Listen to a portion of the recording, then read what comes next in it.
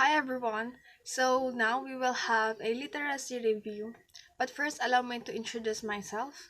I am Trixie Cecil Sapilan from BS Ed 1G, and the topic that I have chose is about folktale. So I choose Abadeja, the Philippine Cinderella.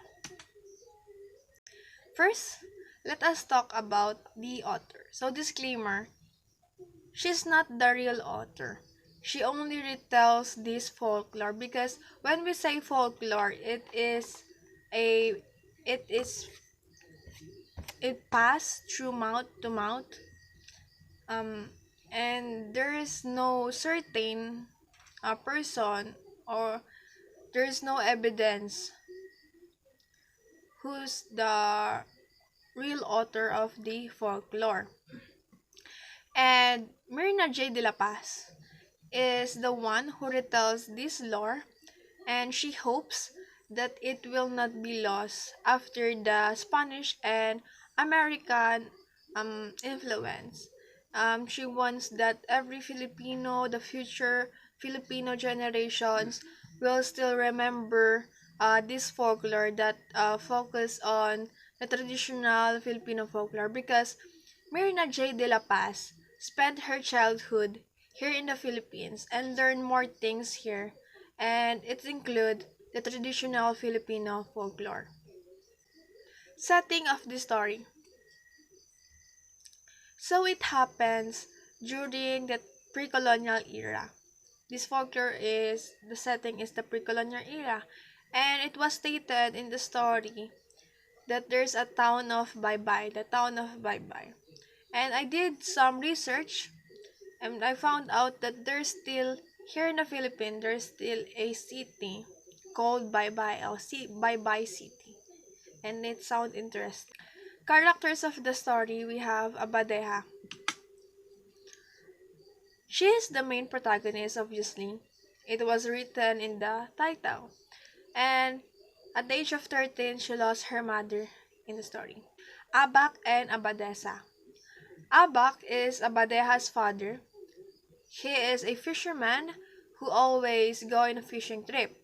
And Abadesa is Abadeja's mother, who died due to illness.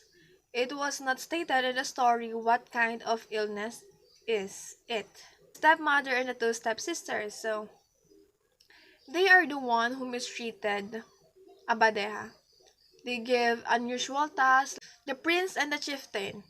So the prince is the son of the chieftain, and he is the one who found a ring, and he is also the one who will marry Abadeja. And the chieftain is the one who led the island of Baybay, and the chieftain also the one who asked everyone to find a lovely young girl who can remove the ring on his son finger. We have a bonus character in this story. So we have the spirit of the forest. So the spirit of the forest is the one who helped Abadeja in doing the impossible task, and he is the one who make a way to meet Abadeja and the prince. I don't know what pronouns it is, but I will just said he or she. It was not stated in the story, so I will use the he or she pronouns. The parts of the story. So in the beginning, the main protagonist was being introduced by her personality, her parents, the job, how her mother died, her father occupation, how her father met the step family, and how the step family mistreated Abadea. So Abak met the stepmother in another island. So he brings home the step family, um, thinking that the step family will cherish and cared Abadeha, but unfortunately it turns out that Abadeha was being mistreated and he didn't know it. And luckily, there is a spirit of the forest who help Abadeha in doing and in accomplishing the impossible task and help Abadeha. He saved Abadeha for being mistreated, and he also gave a gift, which is a bird, a colorful bird, a colorful feather bird called Sari Manok. The middle part of the story is how the stepmother kills the bird. The stepmother killed the bird, and when Abadea found out, she was devastated. But the spirit of the forest asked Abadea to bury the remnants or the feet of the bird near the grave of her mother. So it grows into a tree. The tree grows into an enchanted tree covered by treasure. At the time, the prince was wandering in the forest hunting for animals. Then he noticed the enchanted tree covered by the treasure. So he asked for permission to the tree to have a ring. That tree caught his attention and he wore it. When he got home, his finger got swollen and the ring can't remove. At that later that night, the prince dreamed of a young girl, beautiful, kind young girl that who can remove the ring on his finger. So he told it to his father. And at the end part, the chieftain asked everyone to find a lovely, kind young girl in their island.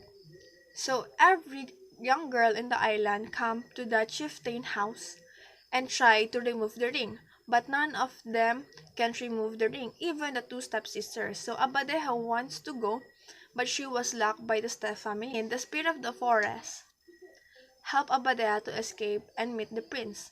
When Abadeha arrives in the chieftain house, everyone has the disgusted face when they saw her because of her dirty body, their dirty clothes like a rug, and they are all shocked when Abadeha able to remove the ring. At the end, the prince married Abadeha, and during their wedding, Abadeha's father arrives home from a fishing trip, and in the story it stated that the step family was banished in a chicken yard. So the tale ends with marriage of Abadeha and the prince. The Abadeha used the treasure, the beautiful gowns from the enchanted tree, and from share their wealth and happiness to their people in the island. And they live happily ever after. And I include here the conflict of the story and the resolution of the story. So the conflict is how Abadeha was being mistreated by his step family. The resolution of the story is how the spirit of the forest saved Abadeha and helped Abadeha to her step family, and how the spirit of the forest make a way to meet Abadeha and the prince. Next is the theme or the main idea of the story. I think the theme of this story is how they respect and revere the nature. And it also shows how showcases the love from not from the appearance, love for thyself, love for from the family.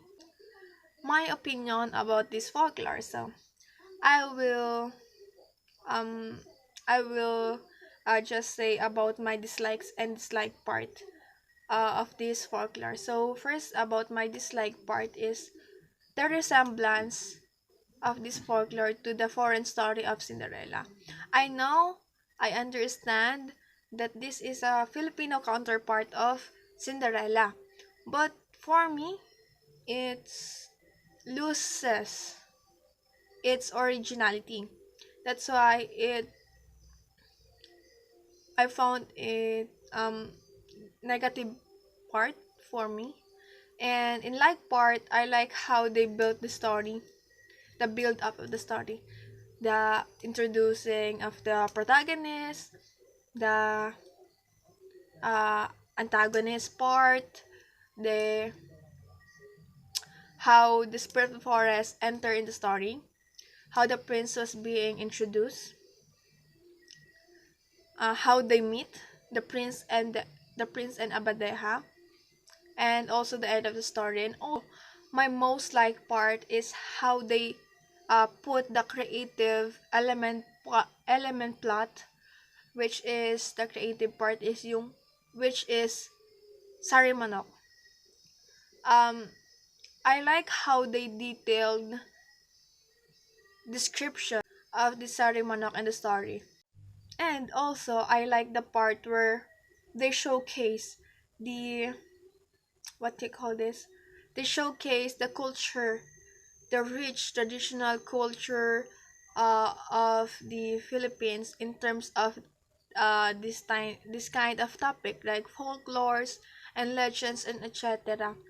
And I like how they what do you call this enter the pre-colonial part because it focuses the lifestyle of Filipino during the pre-colonial period.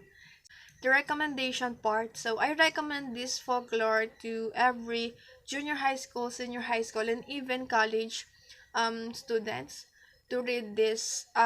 It is good for reference, I think, reference, if that's the right term, for their courses. And not recommended. It's not suited for every grade schoolers because it contains a violence. So I think that's it. You should read it too, guys. So thank you for watching. Bye.